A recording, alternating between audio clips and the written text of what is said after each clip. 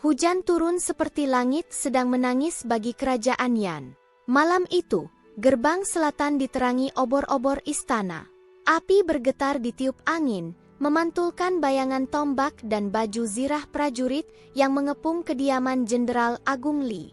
Tanah telah berubah menjadi lumpur merah, bercampur darah. Li Xuan berdiri terpaku di balik pintu aula, tubuhnya gemetar. Usianya baru 16 tahun. Rambutnya basah oleh hujan, matanya membesar menahan jeritan yang tercekik di tenggorokan. "Jenderal Li Guangsheng," teriak seorang perwira. "Atas perintah kaisar, kau dituduh berkhianat dan bersekongkol dengan musuh perbatasan." Ayahnya berdiri tegak di tengah halaman, meski rantai besi membelenggu tangannya. Jubah perangnya robek, darah mengalir dari pelipisnya, namun punggungnya tetap lurus. "Berkhianat?" Suara Li Guangsheng berat dan tenang. "Aku menyerahkan hidupku pada kerajaan yang sejak usia 15. Jika itu disebut pengkhianatan, maka langitlah yang buta." Tamparan keras mendarat di wajahnya. "Ikat mulutnya," bentak Jenderal Gao Rui, matanya dingin tanpa emosi. "Ibu!" Xuan berlari ke depan, namun sebuah tangan menahannya. Ibunya, Nyonya Li, dipaksa berlutut tak jauh dari ayahnya. Gaun sutranya koyak, rambutnya terurai, tapi wajahnya tetap lembut saat menatap putrinya. "Xuan," katanya pelan, nyaris tertelan hujan. "Jangan mendekat. Ini salah paham. Ayah tidak bersalah," teriak Xuan histeris. "Yang mulia kaisar tidak akan." "Diam!" Seorang prajurit mendorongnya jatuh ke tanah. Nyonya Li tersenyum samar pada putrinya. Senyum seorang ibu yang tahu ajal telah tiba. "Dengarkan ibu," katanya cepat sebelum Algojo mendekat. "Apapun yang terjadi malam ini, hiduplah." Algojo mengangkat pedangnya. "Tidak!" Xuan meronta, kukunya mencakar lumpur. "Ayah! Ibu!" Li Guangsheng menoleh ke arah putrinya untuk terakhir kali. Tatapannya penuh penyesalan, bukan karena mati, tapi karena tak mampu melindungi anaknya.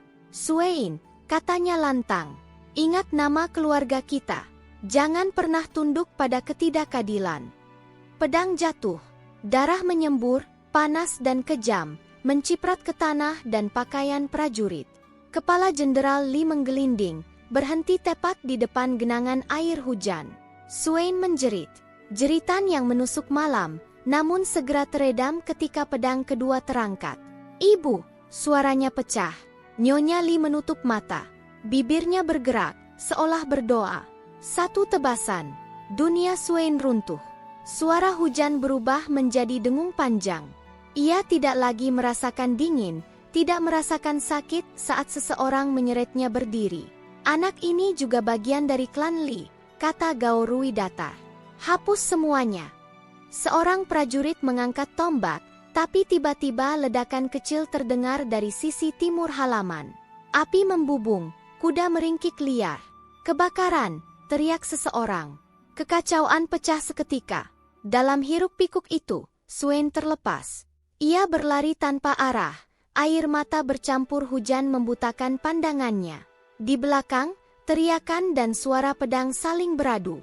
Ia tiba di tepi jurang api, tempat pembakaran limbah istana. Panas menyambar wajahnya. Langkah kaki mendekat. "Berhenti!" teriak seorang prajurit. Xuan berbalik. Di hadapannya, tombak mengarah ke dada.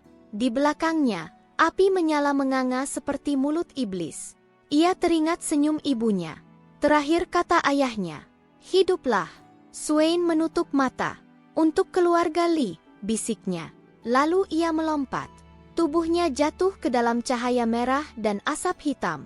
Jeritan terserap oleh api. "Sudah mati," kata prajurit itu setelah lama menatap jurang. Hujan terus turun, memadamkan sebagian api, namun tidak pernah memadamkan dendam. Malam itu, klan Li lenyap dari catatan sejarah. Dan di dalam jurang api, sebuah phoenix berdarah mulai menunggu waktu untuk bangkit. Xuan tidak mati di dalam api. Saat tubuhnya jatuh ke jurang, panas membakar kulitnya, asap memenuhi paru-parunya, dan rasa sakit menelan kesadarannya. Namun sebelum api benar-benar melahapnya, Seseorang menariknya keluar dari kegelapan. Ketika ia terbangun, dunia terasa asing. Langit-langit batu hitam menggantung rendah di atas kepalanya.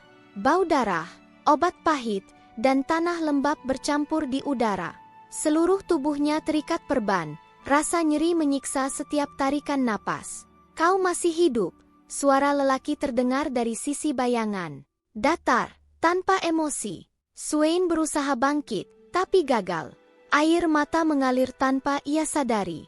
"Ayah, ibu," suaranya serak. "Aku gagal menyelamatkan mereka." Lelaki itu melangkah ke depan. Wajahnya pucat, matanya hitam seperti malam tanpa bintang. Jubahnya sederhana, tapi auranya dingin dan berbahaya. "Aku Shen Mo," katanya. "Dan jika kau ingin mati, kau seharusnya tetap berada di jurang itu."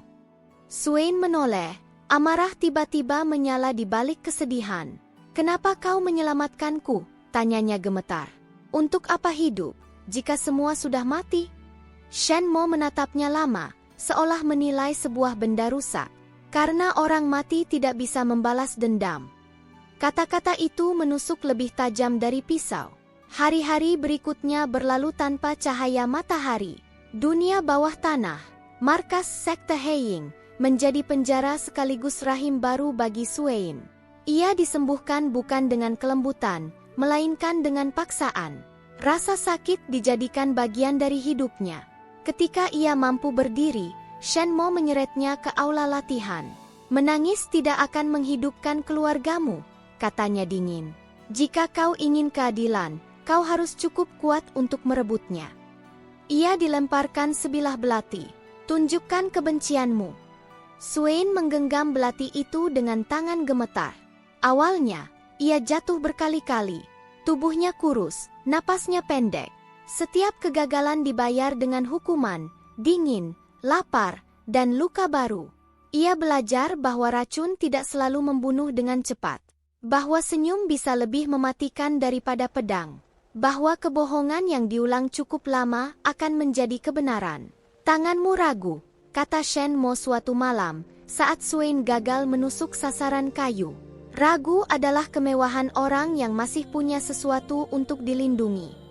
"Aku tidak punya apa-apa," jawab Swain lirih. "Kalau begitu," Shen Mo mendekat, suaranya rendah. "Jadilah sesuatu." Tahun-tahun berlalu. Swain belajar membaca peta politik seperti membaca denyut nadi. Ia memahami cara menjatuhkan pejabat tanpa menyentuhnya, menghancurkan keluarga tanpa menghunus pedang. Ia belajar bela diri hingga tubuhnya bergerak lebih cepat dari pikiran. Suatu hari, Shen Mo memberinya secangkir teh berwarna kehitaman. "Minum," perintahnya. "Apa ini?" tanya Swain. "Racun," jawab Shen Mo datar. "Jika kau hidup, kau lulus." Ia meminumnya tanpa ragu. Rasa panas menjalar, dunia berputar, dan ia muntah darah. Namun ia bertahan. Ketika kesadarannya kembali, Shen Mo berdiri di sisinya. "Mulai hari ini," katanya, "kau bukan lagi gadis yang jatuh ke jurang." Ia menyerahkan topeng hitam bermotif phoenix.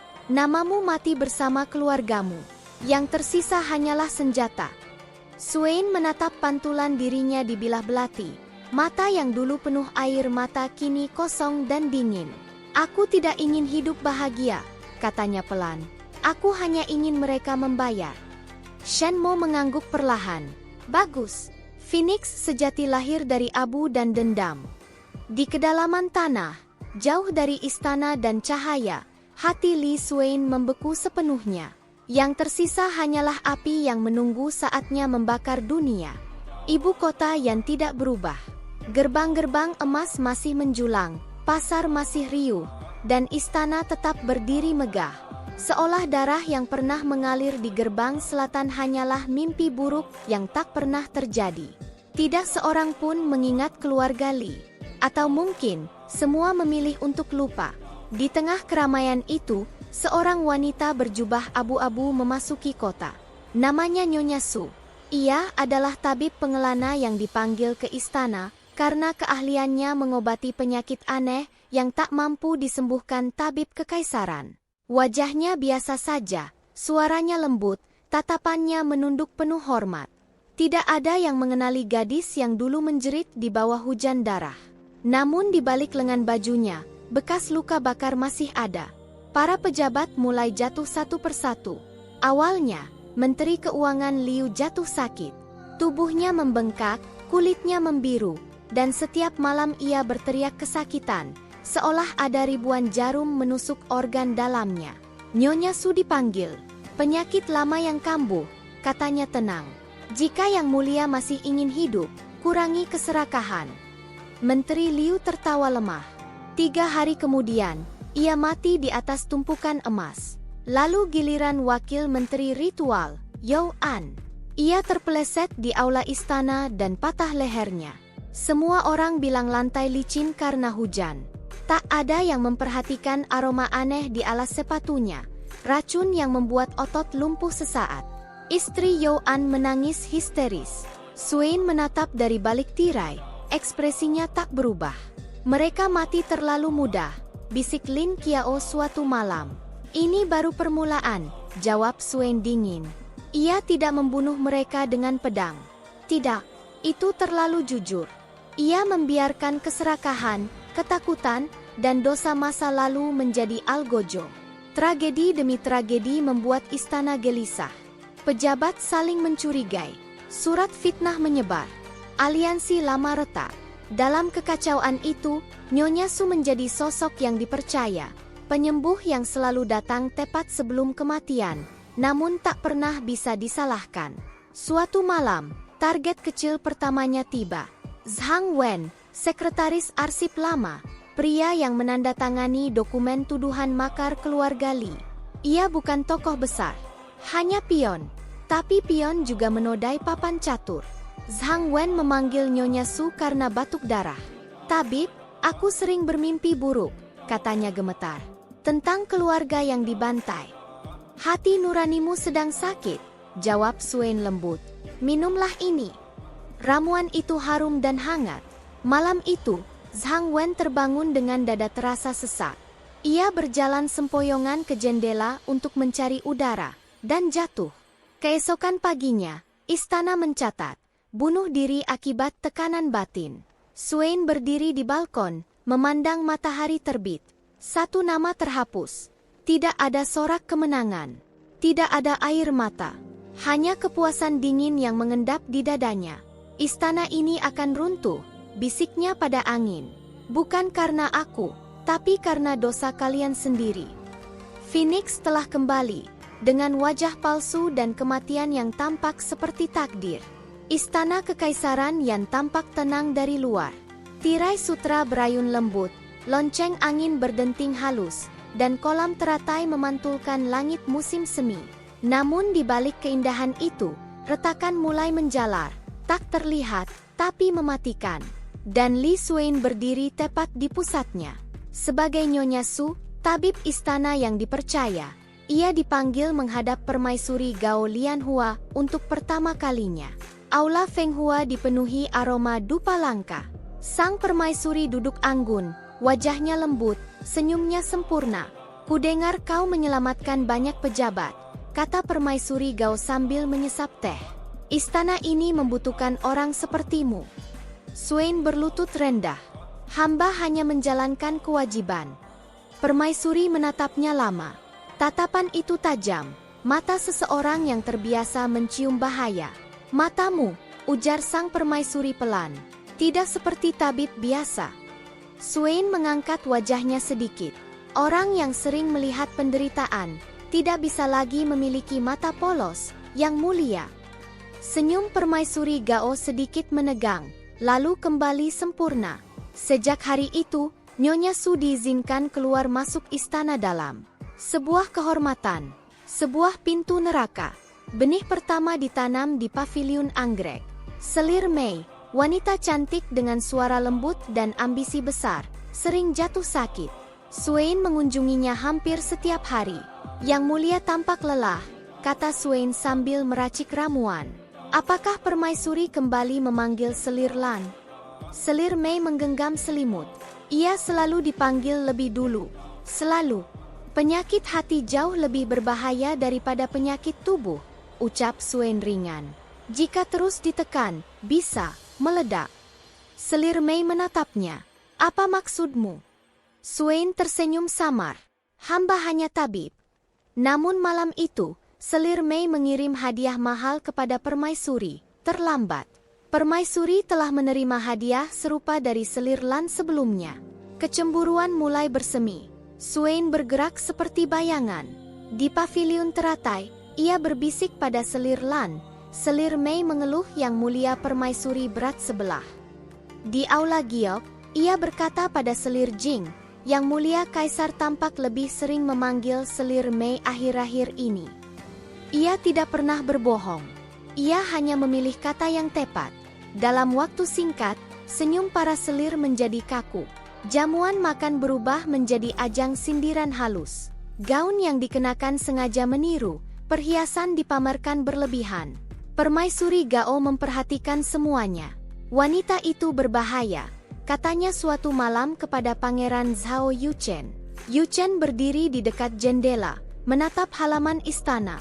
Wajahnya tampan, tapi matanya dingin. Tabib itu, tanyanya.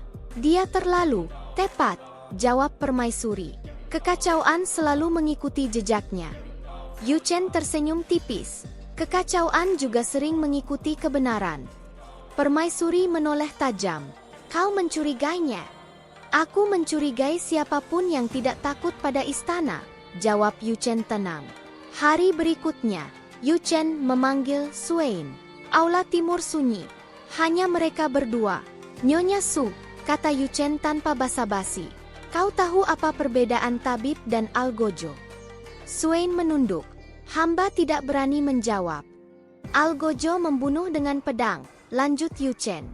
Tabib membunuh dengan waktu. Swain mengangkat wajahnya perlahan. Yang Mulia Pangeran tampaknya sangat memahami kematian. Yuchen mendekat satu langkah. Dan kau tampaknya sangat akrab dengannya. Keheningan menegang seperti senar busur. Apa tujuanmu di istana? Tanya Yuchen. Untuk menyembuhkan, jawab Swain lembut. Atau setidaknya, mengurangi penderitaan. Penderitaan siapa? Swain menatap langsung ke matanya. Orang yang layak menderita. Untuk sesaat, Yuchen merasakan sesuatu yang asing.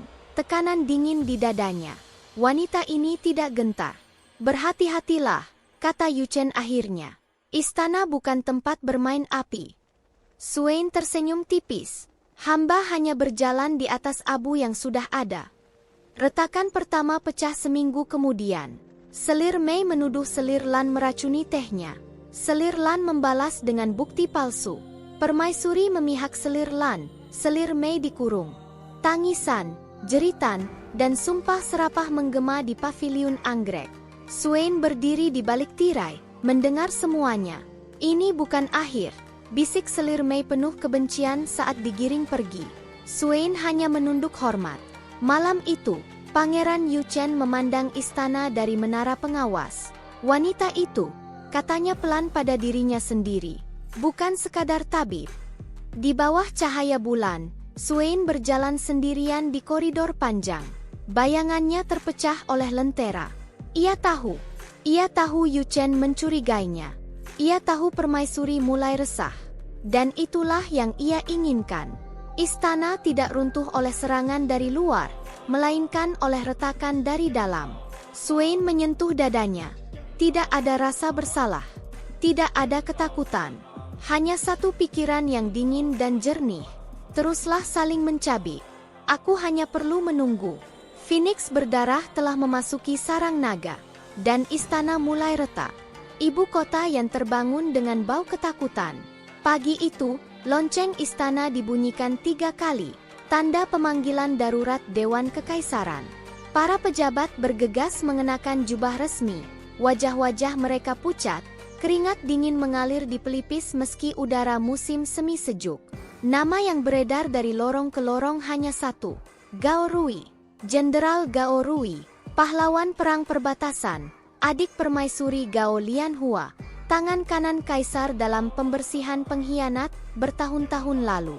Dan algojo keluarga Li. Swain berdiri di paviliun obat, menyusun botol-botol ramuan dengan tangan tenang. Di luar, langkah kaki tergesa-gesa dan bisikan panik terdengar jelas. Lin Qiao mendekat, suaranya nyaris bergetar. Semua berjalan sesuai rencana. Arsip rahasia sudah ditemukan di kediaman Gao Rui. Stempel palsu, tapi sempurna. Swain tidak menoleh. Tidak ada yang sempurna, katanya pelan. Hanya cukup meyakinkan. Pangeran Yu Chen sendiri yang mengajukan penyelidikan, lanjut Lin Qiao. Permaisuri marah besar. Baru kali ini sudut bibir Swain bergerak sedikit. Bagus, katanya. Biarkan mereka saling menggigit. Di aula naga emas, Gao Rui berlutut di tengah ruangan. Jubah perangnya telah dilepas. Rambutnya kusut, tapi sorot matanya masih keras. Mata seorang jenderal yang tak terbiasa tunduk. Ini fitnah, bentaknya. Aku setia pada kerajaan Yan sejak muda. Kaisar Zhao Yuanjing duduk di atas tahta, wajahnya muram. Di sampingnya, Permaisuri Gao menggenggam lengan kursi, kukunya menancap hingga memutih. Pangeran Yu Chen melangkah maju, melemparkan gulungan dokumen ke lantai. Bukti korespondensi rahasia dengan suku utara, katanya dingin.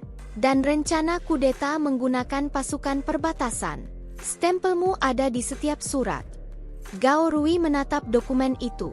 Untuk sesaat, kebingungan melintas di wajahnya, lalu berubah menjadi kemarahan. Ini palsu. Kertasnya dari gudang militer, jawab Yu Chen. Tinta istana, bahkan tulisan tangannya meniru gaya pribadimu. Kaisar menghela napas panjang. Gao Rui, kau mengecewakanku. Permaisuri berdiri. Yang mulia, adikku tidak mungkin. Cukup, potong Kaisar tajam. Negara lebih penting dari darah. Kata-kata itu jatuh seperti palu. Gao Rui tertawa, tawa pahit, nyaris gila. Negara? Ia mendongak. Aku membantai musuh, menodai tanganku demi perintah istana. Sekarang kau menyebutku pengkhianat. Keheningan menekan aula. Kaisar menutup mata. Vonis, mati. Sore itu, langit mendung. Alun-alun eksekusi dipenuhi rakyat. Tidak ada sorak, hanya bisik-bisik ketakutan. Kepala Gao Rui akan jatuh, dan semua orang tahu, jika jenderal sekuat itu bisa dijatuhkan, maka tidak ada yang aman. Swain berdiri di antara kerumunan, berjubah sederhana. Wajahnya tenang, seperti penonton yang tak berkepentingan. Gao Rui diseret ke panggung kayu. Tangan terikat, langkahnya tertatih. Namun saat ia mendongak, tatapannya membeku. Ia melihat sepasang mata. Mata itu, dingin, dalam, tak terlupakan. Dunia seakan berhenti. Kau, gumamnya. Swain tidak menghindar, tidak pula menunduk. Untuk pertama kalinya, ia membiarkan dirinya terlihat. Kenangan menghantam Gao Rui seperti badai. Hujan deras, jeritan, api. Seorang gadis remaja berlutut di lumpur. Mata merah menatapnya penuh kebencian saat pedangnya mengangkat perintah eksekusi. Anak itu, mati, bisiknya parau. Swain tersenyum tipis. Bukan senyum kemenangan. Bukan pula kegembiraan. Itu senyum seseorang yang akhirnya mencapai titik awal. Gao Rui tertawa, keras, putus asa. Jadi, ini balasanmu. Algojo mengangkat pedang. Gao Rui berteriak ke arah Swain. Kau pikir ini akhir?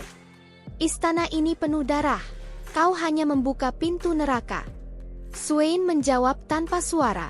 Bibirnya bergerak pelan. Ini baru permulaan. Pedang jatuh. Kepala Gao Rui menggelinding. Darah menyembur, membasahi papan kayu. Jeritan kecil terdengar di antara kerumunan. Beberapa orang menutup mata. Beberapa lainnya gemetar. Swain tidak bergerak. Ia menatap tubuh tanpa kepala itu dengan ketenangan mengerikan. Ayah, ibu, satu nama telah terbayar. Malam itu, hujan turun ringan. Permaisuri Gao mengurung diri di kamarnya, memecahkan cermin dan perabotan. Aku akan membunuh siapapun yang melakukan ini, teriaknya histeris. Di menara timur, Pangeran Yu Chen berdiri memandang kota. Ekspresinya gelap. Bukan sekadar intrik, gumamnya. Ini, pembalasan. Ia teringat mata Nyonya Su. Tatapan yang tak gentar saat ia menginterogasinya. Siapa sebenarnya kau? Di paviliun sunyi, Swain menuang teh. Tangannya tidak gemetar. Lin Qiao berlutut. Gao Rui mati. Istana gempar. Tapi yang mulia pangeran, mencurigaimu. Swain mengangguk pelan. Biarkan. Ini pertama kalinya, lanjut Lin Qiao ragu. Apa? Rasanya berbeda? Swain menatap cairan teh yang bergetar. Tidak, jawabnya jujur. Kosong. Ia berdiri, berjalan ke jendela. Hujan membasahi taman istana, mencuci noda darah yang tak terlihat. Satu kepala jatuh, katanya pelan. Tapi hutang darah keluarga Li terlalu banyak. Ia menutup mata. Wajah ayahnya, senyum ibunya. Aku akan membuat mereka semua melihat, bisiknya. Melihat apa yang mereka ciptakan malam itu. Di langit gelap kerajaan Yan, Phoenix berdarah mengepakkan sayapnya. Dan untuk pertama kalinya, darah telah dibayar. Hujan telah berhenti, namun bau darah masih tertinggal di ibu kota. Wei Changfeng berdiri di ruang arsip militer, menatap gulungan-gulungan tua yang berdebu. Sejak eksekusi Gao Rui, tidurnya tak pernah nyenyak. Wajah jenderal itu terus muncul dalam mimpinya, bukan sebagai pahlawan, melainkan sebagai orang yang menyimpan rahasia busuk. Kasus keluarga Li, gumamnya pelan. Ia menarik satu gulungan lama. Cap merahnya pudar, tapi masih terbaca jelas. Pengkhianatan klan Li. Terlalu ringkas, terlalu bersih. Wei Changfeng mengerutkan kening. Ia adalah prajurit. Ia tahu bau laporan palsu. Dan dokumen ini berbau kematian. Malam itu, ia memanggil Nyonya Su ke paviliun Pinus, tempat para jenderal biasa memeriksa kesehatan. Nyonya Su, katanya tanpa basa-basi, apa kau percaya pada keadilan? Swain mengangkat alis sedikit, lalu tersenyum sopan. Hamba percaya pada sebab dan akibat. Wei Changfeng menatapnya tajam. Kau selalu memilih kata yang aman. Karena kata bisa membunuh, jawab Swain ringan. Seperti pedang. Keheningan menggantung. Ada yang salah dengan kasus keluarga Li, kata Wei Changfeng akhirnya. Aku masih perwira muda saat itu, tapi catatan ini tidak masuk akal. Swain menunduk, menyembunyikan kilatan dingin di matanya. Yang mulia jenderal merasa bersalah? Jika itu benar fitnah, jawabnya lirih, maka aku berdiri di pihak pembantai. Kata-kata itu berat.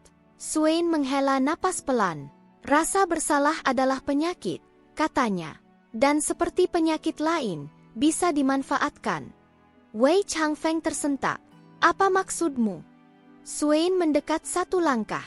Apakah yang mulia ingin tahu kebenaran, atau hanya ingin menenangkan nurani? Pertanyaan itu menghantam lebih keras daripada tuduhan. Beberapa hari kemudian, sebuah laporan anonim beredar di kalangan perwira menengah. Dugaan manipulasi pasukan perbatasan oleh Gao Rui dan kroninya. Nama-nama mulai muncul. Jenderal lama, wakil komandan, orang-orang yang dulu ikut menandatangani perintah pembersihan. Wei Changfeng membaca laporan itu dengan tangan gemetar. Ini gila, bisiknya. Jika ini benar, setengah faksi militer akan runtuh. Ia mendongak dan mendapati Nyonya Su berdiri di ambang pintu. Kau memberiku ini, katanya. Swain tidak menyangkal. Hamba hanya menunjukkan apa yang sudah ada. Ini akan memicu perburuan penyihir, bentak Wei Changfeng. Orang tak bersalah bisa ikut mati. Swain menatapnya lama. Apakah keluarga Li tak bersalah? Wei Changfeng terdiam. Ia teringat malam itu, ia berjaga di luar kota. Api terlihat dari kejauhan. Perintah datang terlambat. Dan ia memilih tidak bertanya. Aku pengecut, katanya lirih. Swain mengangguk pelan. Dan istana dibangun di atas pengecut. Api mulai menyala di balik tirai sutra. Perwira saling melapor. Jenderal tua dijatuhkan oleh muridnya sendiri. Tuduhan lama diungkit kembali. Dewan militer terpecah dua. Kaisar murka. Kenapa militer berantakan sekarang? Pangeran Yu Chen menjawab tenang. Karena fondasinya rapuh sejak awal. Permaisuri Gao menatap tajam ke arah Nyonya Su yang berdiri di sisi aula. Tabib ini selalu muncul di saat kekacauan. Suin membalas tatapannya tanpa gentar. Wei Changfeng dipanggil menghadap Kaisar. Apakah laporan ini benar? Tanya Kaisar. Wei Changfeng menelan ludah. Inilah saatnya memilih. Ia teringat wajah-wajah yang dibantai. Jeritan yang tak pernah ia dengar langsung, tapi kini menghantuinya. Benar, jawabnya akhirnya. Ada manipulasi. Dan, aku membiarkannya. Kaisar membeku. Pengakuan itu seperti pisau menusuk jantung militer. Malam itu, Wei Changfeng bertemu Suin di taman belakang. Aku sudah menghancurkan karierku, katanya pahit. Apakah itu cukup? Suin menatap langit. Cukup untuk memulai. Apa kau puas sekarang? Tanyanya getir. Suin menoleh. Puas. Ia tersenyum tipis. Aku belum mulai. Ia melangkah pergi, meninggalkan Wei Changfeng sendirian. Di balik tirai sutra istana, api telah menyala. Dan faksi militer, yang dulu menjadi pedang kekaisaran, mulai meleleh oleh rasa bersalah, kebenaran, dan manipulasi. Phoenix berdarah tidak membakar dengan api terang. Ia membakar dari dalam. Malam itu, bulan tidak bersinar. Awan hitam menelan langit ibu kota, menekan istana dan kediaman bangsawan seperti peti mati raksasa. Angin bertiup rendah, membawa bau hujan, dan sesuatu yang lebih tajam, darah yang akan tertumpah.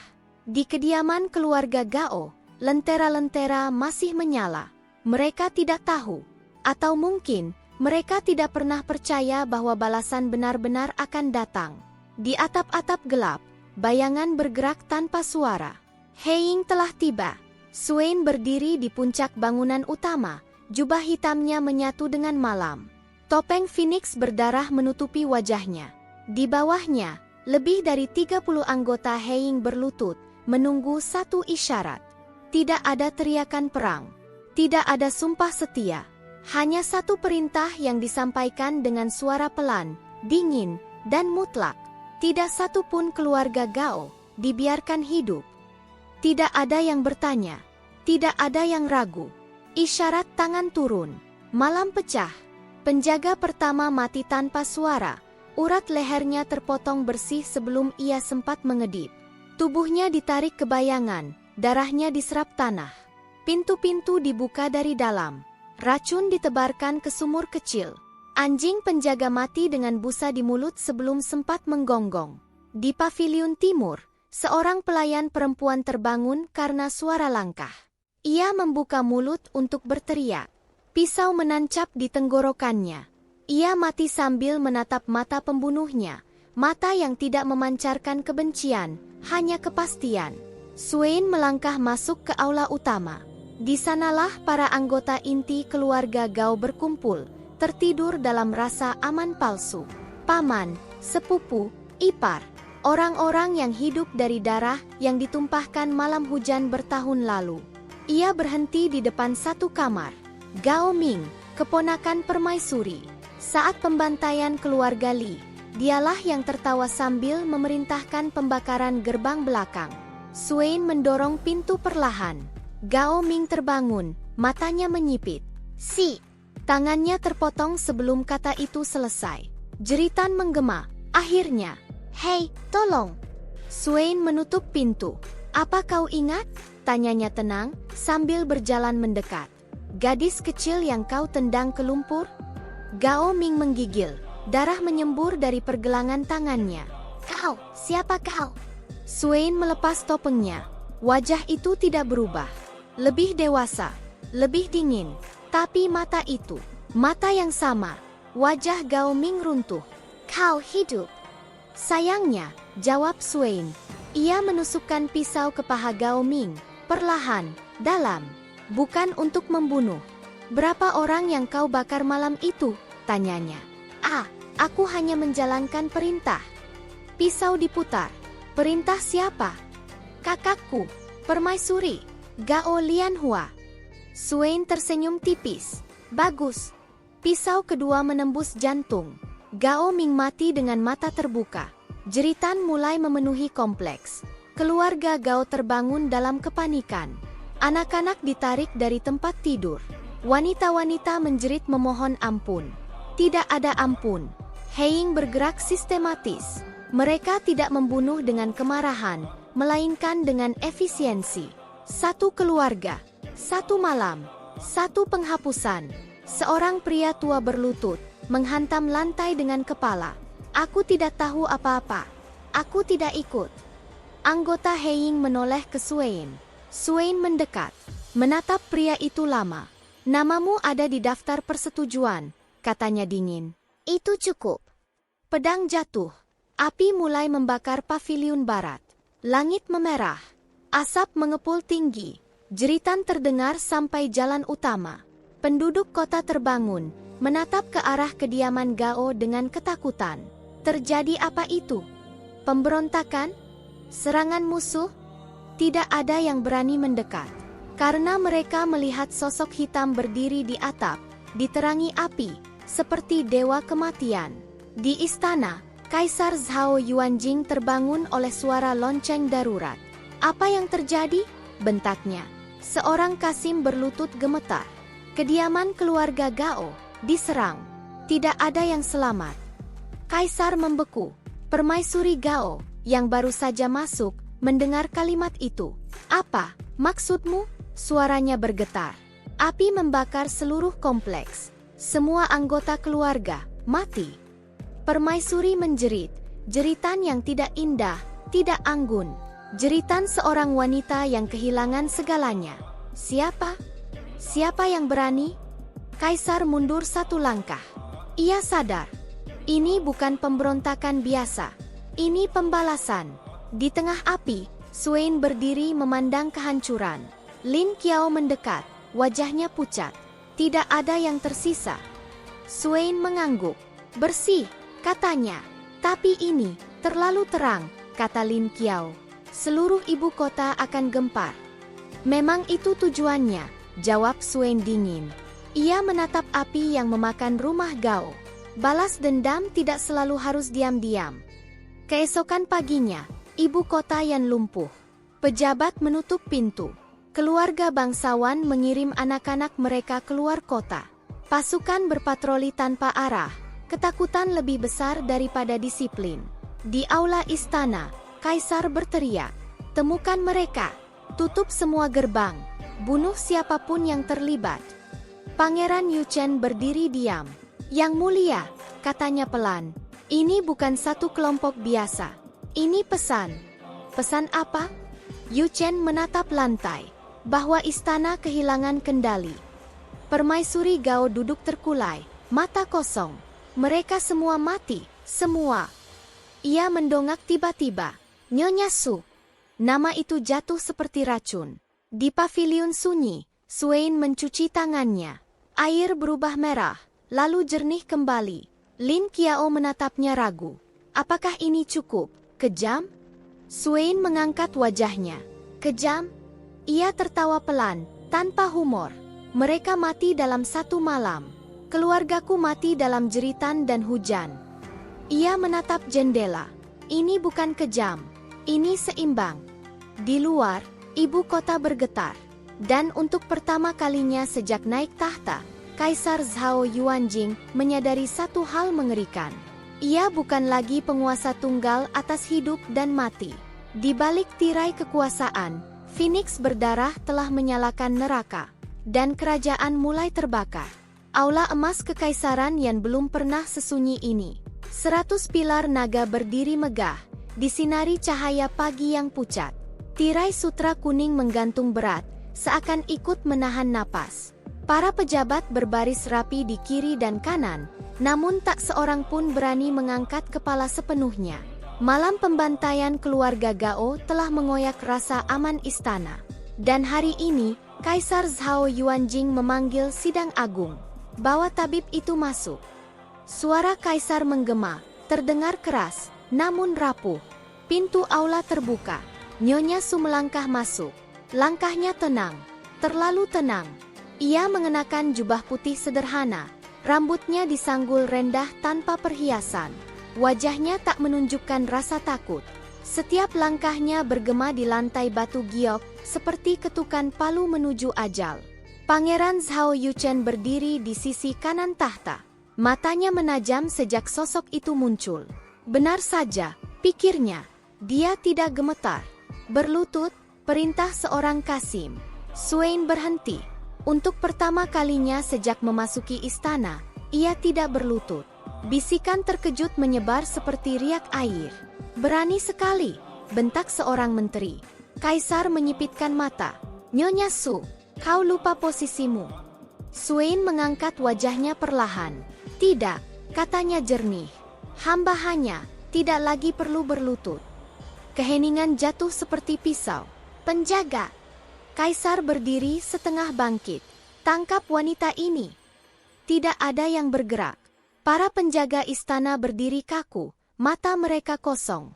Pangeran Yuchen merasakan darahnya membeku. Ini jebakan, bisiknya. Swain menghela napas pelan. Sudah cukup sandiwara, katanya. Hari ini bukan hari penyembuhan. Ini hari penghakiman. Ia meraih wajahnya dan menarik. Kulit palsu terlepas. Bekas luka bakar terlihat jelas di sisi leher. Tulang pipi yang dulu lembut kini tegas. Mata itu, mata yang selama ini menghantui mimpi buruk banyak orang, menatap langsung ke tahta. Perkenalkan kembali diriku, ucapnya tenang. Namaku Li Swain. Nama itu jatuh seperti petir. Beberapa pejabat tersentak. Ada yang terhuyung mundur. Klan Li sudah mati, gumam seseorang. Swain tersenyum dingin. Sayangnya, kalian gagal membunuh semuanya. Permaisuri Gao yang duduk di balik tirai tersentak berdiri. Kau, suaranya pecah. Kau monster. Swain menoleh perlahan. Diam, katanya. Kau akan mendapat giliran. Kaisar mundur satu langkah, wajahnya memucat. Li Swain, kau seharusnya mati. Seperti ayah dan ibuku, balas Swain. Atau seperti ribuan orang yang kalian tuduh makar demi menguatkan tahta. Ia mengangkat tangannya. Pintu-pintu aula tertutup dengan dentuman keras. Dari balik pilar naga, Heiying muncul, bersenjata lengkap, wajah tertutup topeng hitam. Jeritan kecil terdengar di antara pejabat. Kudeta, bisik seseorang dengan suara nyaris mati. Swain melangkah maju, suaranya mengisi aula. Kaisar Zhao Yuanjing, katanya lantang. Atas kejahatan pembantaian klan Li, manipulasi hukum, dan pengkhianatan terhadap rakyat, aku menuduhmu. Berani sekali. Kaisar berteriak. Berani? Swain tertawa pelan. Aku hanya melakukan apa yang seharusnya dilakukan hukum. Pangeran Yuchen melangkah maju, mencabut pedangnya. Cukup, teriaknya. Kau pikir dengan pembunuhan dan teror, kau bisa menggantikan tahta? Swain menatapnya. Aku tidak ingin tahta. Ia mengangkat pedangnya sendiri. Aku hanya ingin keadilan. Benturan pertama mengguncang aula. Pedang Yuchen menyambar cepat, tepat, mematikan. Ia adalah pendekar terbaik istana. Namun Swain bergerak lebih cepat, lebih dingin. Tidak ada keraguan. Logam beradu. Percikan api menyala. Kau hebat, kata Yuchen di sela serangan. Sayang, kau memilih jalan yang salah. Swain menghindar, memutar, menebas balik. Jalan salah, katanya. Kau berdiri di atas gunung mayat dan menyebutnya stabilitas. Darah mulai mengalir. Pejabat berlarian. Beberapa mencoba kabur. Jatuh di tebas Heiying. Aula emas berubah menjadi ladang pembantaian. Yuchen mengerang saat pedang Swain menggores bahunya. Kau tahu, katanya terengah. Aku sebenarnya ingin menghentikan semua ini. Sudah terlambat, jawab Swain. Yuchen menyerang sekali lagi, nekat. Swain menusuk. Pedangnya menembus dada Pangeran Yuchen. Waktu berhenti. Yuchen menatapnya, mata terbuka lebar. Jika ada kehidupan berikutnya, bisiknya, jangan jadi seperti kami. Swain menarik pedangnya. Tubuh Yuchen roboh ke lantai giok. Darah mengalir seperti bayangan matahari terbenam. Pangeran kedua kerajaan Yan mati. Jeritan permaisuri Gao memecah udara. Bunuh dia! Bunuh dia! Ia mencoba lari. Dua anggota Heiying menahannya, menyeretnya ke depan aula. Rambutnya kusut, riasannya luntur. Tidak ada lagi keanggunan. Swain mendekat. "Kau ingat aku?" tanyanya lembut. Permaisuri menatapnya, ketakutan murni. Aku melindungi tahta." Swain mengeluarkan botol kecil. "Racun yang sama yang kau gunakan pada banyak selir," katanya. "Tidak membunuh cepat, tapi adil." "Tidak, tolong." Swain memaksa botol itu ke bibirnya. Permaisuri meminumnya sambil menjerit. Tubuhnya kejang, nafasnya tercekik. Ia jatuh, mencakar lantai, mata melotot, mulut berbuih. Swain berdiri di atasnya, menatap tanpa emosi. "Ini untuk ibuku," katanya. Permaisuri Gao mati perlahan, menyakitkan, tanpa martabat. Kaisar tersisa sendirian. Ia berdiri gemetar di depan tahta yang kini berlumur darah. Swain melangkah mendekat. Pedangnya masih basah. Kaisar Zhao Yuanjing jatuh berlutut. "Ampuni aku," katanya terisak. Aku diperdaya. Aku hanya ingin kerajaan ini bertahan." Swain menatapnya lama. Ia melihat seorang pria tua, takut, rapuh. Namun di balik wajah itu, ia melihat hujan malam itu. Api, jeritan. "Kerajaan ini bertahan," katanya pelan. Dengan menghancurkan yang lemah. Ia mengangkat pedangnya, lalu menurunkannya. "Bukan untuk membunuh. Belum. Aku ingin kau hidup," katanya dingin. "Hidup, dan melihat semuanya runtuh." Ia berbalik. Di belakangnya, Kaisar tersungkur, menangis di lantai emas yang kini bernoda darah anak dan istrinya. Aula emas dipenuhi mayat. Dan di tengah kehancuran itu, Li Swain berdiri, tanpa mahkota, tanpa senyum. Phoenix telah terungkap, dan kerajaan yang tidak akan pernah sama lagi. Istana kekaisaran yang tidak lagi berkilau. Aula emas yang dulu memantulkan cahaya kemegahan kini kusam oleh noda darah yang tak sepenuhnya bisa dibersihkan. Pilar-pilar naga retak. Tirai sutra kuning diganti kain putih. Tanda berkabung yang dipaksakan, bukan dari duka, melainkan dari ketakutan. Kaisar Zhao Yuanjing masih hidup. Namun hidupnya tidak lebih dari bayangan. Ia dikurung di paviliun jiwa sunyi, tanpa pengawal kehormatan, tanpa selir, tanpa kekuasaan. Setiap pagi ia terbangun dengan tubuh gemetar, telinga berdenging oleh jeritan yang hanya bisa ia dengar sendiri. Malam ini, pintu paviliun itu terbuka. Langkah kaki terdengar pelan. Kaisar tahu siapa yang datang. Ia tidak perlu menoleh. "Jadi, akhirnya kau datang," katanya dengan suara serak. "Untuk menyelesaikan semuanya." Li Swain berdiri di ambang pintu. Jubah hitamnya sederhana. Tidak ada topeng. Tidak ada lambang. Hanya seorang wanita dengan mata yang telah melihat terlalu banyak kematian. "Aku menepati janji," jawabnya tenang. Kaisar tertawa kecil, tawa kosong. "Bunuh aku. Bukankah itu tujuanmu sejak awal?" Swain melangkah masuk, menutup pintu. Cahaya lentera bergoyang, menciptakan bayangan panjang di dinding. "Jika aku membunuhmu saat itu," katanya pelan, "kau akan mati sebagai kaisar. Sebagai martir bagi sistem busuk ini." Ia berhenti di depan pria tua itu. "Aku ingin kau mati sebagai manusia." Kaisar mengangkat wajahnya. Mata yang dulu tajam kini redup. "Dan setelah itu?" tanyanya lirih. "Kau akan naik tahta." Swain tersenyum, senyum pertama yang nyaris menyerupai kesedihan. "Tahta ini dibangun dari darah," katanya. "Aku tidak akan duduk di atas tulang keluargaku sendiri." Ia menghunus pedang. Tidak ada pidato. Tidak ada penghakiman panjang. Hanya satu tebasan bersih. Kepala Kaisar Zhao Yuanjing jatuh ke lantai, berguling pelan sebelum berhenti di kaki tahta kecil yang tak lagi berarti apa-apa. Darah mengalir, diam, tanpa saksi. Dengan itu, dinasti lama berakhir. Pagi berikutnya, ibu kota terbangun dalam keheningan aneh. Tidak ada lonceng darurat. Tidak ada pengumuman kemenangan. Hanya kabar yang menyebar dari mulut ke mulut. Kaisar mati. Prajurit berdiri bingung di gerbang. Para pejabat saling menatap dengan wajah pucat. Tidak ada pewaris sah, tidak ada perintah, dan tidak ada Li Xuan. Ia menghilang, namun kehancuran tidak berhenti. Dokumen rahasia istana dibuka ke publik. Nama-nama pejabat korup diumumkan. Hukum lama yang memberi kekuasaan mutlak pada keluarga tertentu dibakar di alun-alun. Gudang senjata kerajaan dibongkar. Pasukan perbatasan dikembalikan ke daerah asal. Sistem militer yang dibangun atas kesetiaan buta runtuh.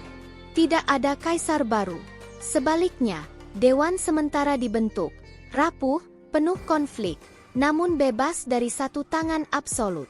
Beberapa menyebutnya kekacauan, yang lain menyebutnya awal. Di luar ibu kota, jauh dari istana dan intrik, seorang wanita berjalan sendirian di jalan berdebu. Ia membawa pedang sederhana. Tidak ada lambang Phoenix, tidak ada tanda kejayaan. Hanya bekas luka di leher, pengingat bahwa ia pernah jatuh ke api dan kembali. Di sebuah desa kecil, seorang anak bertanya padanya, "Bibi, kenapa ibu kota terbakar?" Xuan berhenti sejenak. "Karena terlalu lama membiarkan api kecil membusuk di dalamnya," jawabnya. Anak itu tidak mengerti. Ia berlari pergi. Xuan melanjutkan langkahnya. Ia tidak merasa lega, tidak pula puas. Dendam telah dibayar, tetapi harga yang harus dibayar jiwa terlalu mahal untuk dirayakan. Bertahun-tahun kemudian, legenda mulai beredar tentang seorang wanita berbaju hitam yang muncul saat penguasa menjadi kejam. Tentang malam di mana istana emas berubah menjadi kuburan. Tentang Phoenix berdarah yang tidak pernah tinggal, hanya datang saat dibutuhkan. Para pendongeng menutup kisah mereka dengan kalimat yang sama. Jika Phoenix berdarah muncul, berarti keadilan akan ditebus dengan nyawa. Tidak ada yang tahu kemana ia pergi. Ada yang bilang ia mati di perbatasan utara. Ada yang bilang ia hidup sebagai tabib desa. Ada pula yang bersumpah melihat bayangannya di medan perang, membantu yang tertindas lalu menghilang sebelum fajar. Namun satu hal pasti, kerajaan yang tidak pernah kembali seperti semula. Dan setiap penguasa setelah itu, saat hendak memerintahkan pembantaian, akan terdiam sejenak, mengingat legenda itu.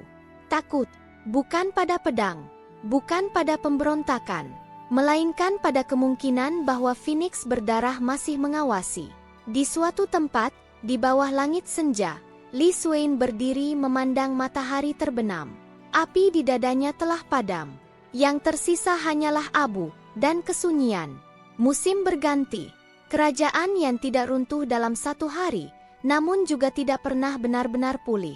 Tanpa kaisar, tanpa garis darah suci, kekuasaan menjadi sesuatu yang rapuh, seperti kaca tipis di tangan orang-orang yang belum terbiasa memegangnya.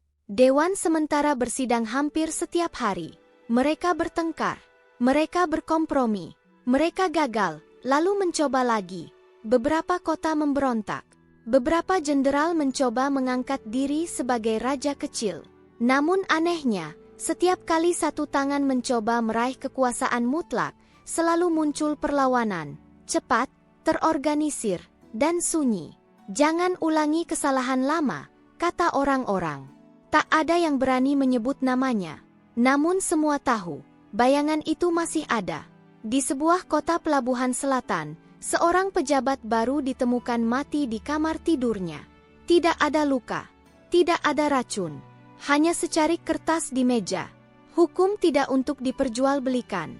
Di perbatasan barat, seorang panglima yang terkenal kejam tiba-tiba mengundurkan diri, wajahnya pucat seperti melihat hantu. Malam sebelumnya, seseorang telah duduk di tenda militernya, tanpa suara, tanpa jejak. Ia tidak membunuhnya. Ia hanya berkata satu kalimat, "Jika kau menumpahkan darah yang tidak bersalah, aku akan kembali." Legenda tumbuh bukan dari cerita, melainkan dari ketakutan yang konsisten. Lin Qiao duduk di kedai teh kecil di pinggiran ibu kota, kini ibu kota baru yang jauh lebih kecil dan tidak megah. Rambutnya sudah mulai beruban di pelipis. Seorang pemuda duduk di depannya, berbisik, "Apakah itu benar? Tentang Phoenix berdarah?" Lin Qiao menyesap tehnya perlahan.